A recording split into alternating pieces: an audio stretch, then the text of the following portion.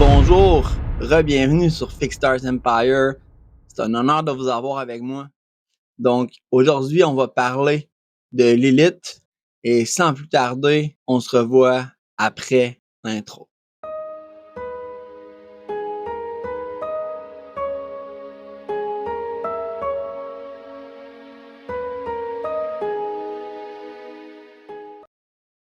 Officiellement, Lilith est présentée comme une figure mythologique, normalement, ce qu'on entend, un récit ancien, symbolique, folklorique.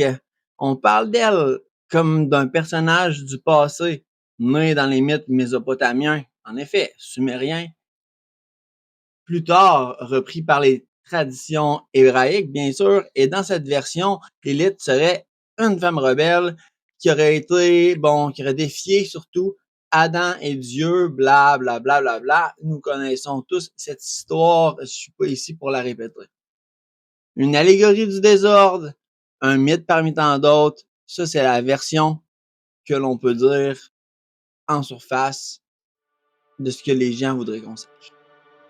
Mais toute tradition occulte, c'est une chose. Les mythes ne sont jamais que des histoires. Ils sont des voiles et parfois des indices même. En vision de surface, on pourrait dire que lorsqu'on gratte sur le récit officiel, des incohérences apparaissent. Par contre, pourquoi Lilith est-elle systématiquement diabolisée? Pourquoi son nom est-il associé à la nuit, aux rêves, au désir, à tout ce que le système cherche à contrôler, à l'ombre du psyché humain, aux désirs et aux impulsions les plus cachées de notre cerveau reptilien et de notre inconscient? C'est à ça que Lilith est associée. Mais pourquoi? Son image traverse les cultures, les Sumériens, ensuite Babylone, les époques, le judéo-christianisme, etc., jusqu'à aujourd'hui.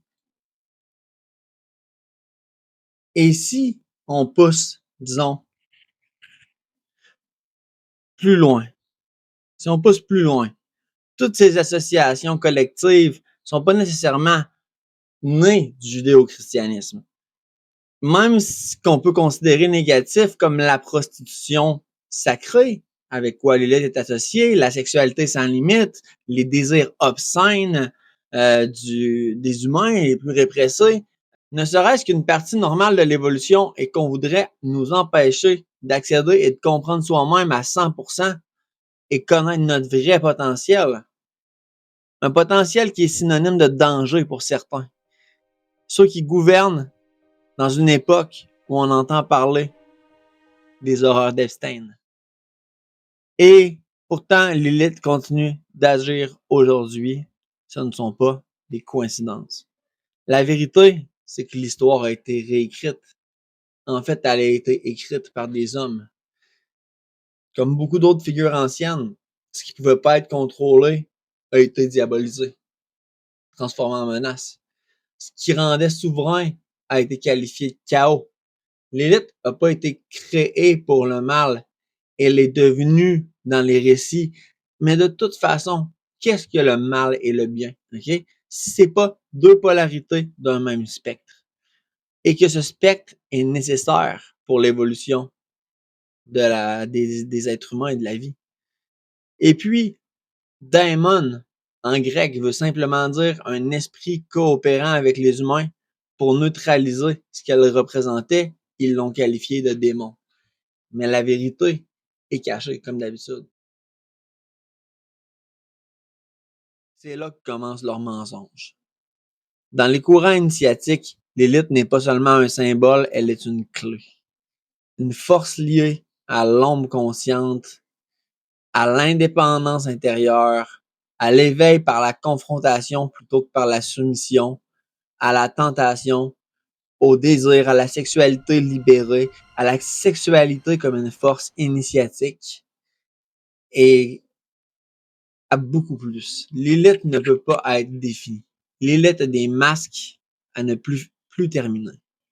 Représente le féminin non domestiqué, l'instinct qui ne demandait pas la permission, la lucidité qui naît dans la nuit la lucidité complémentaire à celle de Lucifer, l'étoile du matin, l'étoile du soir. Ce savoir, il est jamais enseigné frontalement. Il est traduit par fragments, par des symboles. C'est comme ça qu'il est transmis, par des expériences. C'est ici que commencent les vrais mystères des initiés. L'élite apparaît toujours à ceux qui sont prêts à regarder leur ombre s'enfuir. Pas pour rassurer, mais pour la révéler, pour atteindre son plein potentiel. C'est pas une croyance, c'est une reconnaissance intérieure. Et ceux qui ressentent son appel ne le font pas parce qu'ils ont lu un mythe, mais le font parce que quelque chose en eux se souvient. Quelque chose en eux les appelle, leur rappelle quelque chose de primordial, de très ancien. Et quand le vrai travail est amorcé, invocation, contact ou initiation, c'est plus une question de croyance ou de doute en les esprits, les archétypes ou est-ce que peu importe si vous croyez que tu le veuilles ou non, cela agira dans ta vie. Quand tu t'engages avec des forces comme l'élite, cela agira dans ta vie. Beaucoup de praticiens de la magie vont commencer des débutants souvent, vont commencer une invocation, des trucs comme ça. Puis bon, ils vont arrêter de pratiquer parce que finalement, ben ça fonctionne pas. Ils n'ont pas eu d'apparition comme qu'on voit dans les films. L'élite ne m'est pas apparue. Hein, on sait tous, les gens qui pratiquent la vraie art, que c'est pas comme ça que ça se présente en gros général. Il y a des faibles chances que vous ayez des manifestations qui ressemblent à des manifestations physiques, mais c'est pas comme ça que ça se passe en général. Ces entités-là vivent sur d'autres plans. Donc, mais par contre, leur énergie peut être transmise entre les plans. Et je vous garantis que si vous avez des doutes par rapport à tout ce travail, et on en a tous un moment ou un autre, même après avoir entrepris, même moi, la réalité nous donne toujours une claque dans le visage pour nous rappeler que le travail entrepris, on peut plus retourner en arrière. Si vous avez fait une invocation de Lilith, que vous vous dites vraiment et vous voulez vraiment, vous vous dites ça n'a pas fonctionné, ça fait 1 mois, je vois aucun changement dans ma vie. La façon dont ça va fonctionner, normalement, c'est que quand vous allez faire une invocation d'un esprit polarisé comme Lilith, féminin sombre, surtout, vous allez commencer à... En fait, c'est comme s'il y aura un agenda pour vous, OK? Donc, il faut que vous suivez. C'est un peu spécial. Il va y avoir des chaînes d'événements qui vont se produire dans votre vie. Ça va commencer par exemple des trucs, des synchronicités qui vont vous ramener toujours à la même conclusion. Si vous avez un problème, disons un vieux trauma, ça va aller jouer sur des trucs enfouis qui vont vous rappeler des événements, qui vont vous rappeler ces traumas-là, qui vont vous forcer à être obligé pour continuer d'avancer et d'être heureux. C'est très, très draconique ou très, très intense, on pourrait dire dans un autre terme, mais ça va vous forcer à laisser aller, les choses qu'il faut laisser aller, les comportements, et à vous rendre compte. C'est pour ça que l'élite est associée à l'ombre consciente et non à l'ombre inconsciente. L'ombre qui devient consciente, en fait. On peut plus nier après. Même s'il y a des petites périodes de doute, on ne peut plus nier. Une initiation, si on y va sérieusement comme les clépotes, bon, certaines personnes font leur première invocation de Nama ou bien de l'élite pour être guidées vers la grotte de l'élite et puis commencer l'initiation dans la première sphère de Naimot ou l'élite. Et bon, ça n'a pas fonctionné, j'ai pas eu de vision. Sachez que chaque personne n'a pas les mêmes capacités psychiques.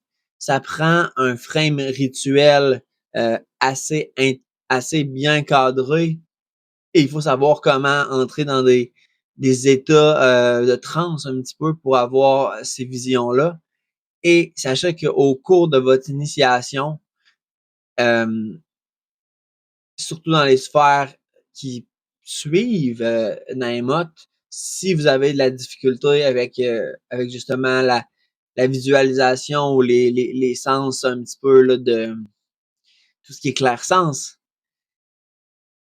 les esprits vont vous le faire travailler, vous n'aurez pas le choix. C'est comme ça que ça se passe. Souvent, les gens vont nier leur initiation, ils vont faire un rituel, ils vont nier leur initiation, et puis un an plus tard, ils vont se réveiller, ils vont se rendre compte que leur vie est rendue de la merde parce qu'ils se sont jamais occupés de remarquer les synchronicités. Ils se sont jamais occupés de remarquer les événements, les chaînes d'événements euh, catalytiques qui se passent. Et à un moment donné, ben, ça devient trop. Donc, l'élite, quand elle te chuchote, tu dois écouter. Sinon, elle crie. Donc, merci d'avoir été avec moi aujourd'hui. Ici, fallait parler un peu de la vérité concernant Lilith. C'est une énergie qui est quand même très importante, très présente dans nos vies ces temps-ci, dans l'époque où on est. Et c'est pas pour rapetisser ou pour arrêter cette présence-là au niveau mondial. Donc, je vous souhaite une bonne fin de soirée. Abonnez-vous.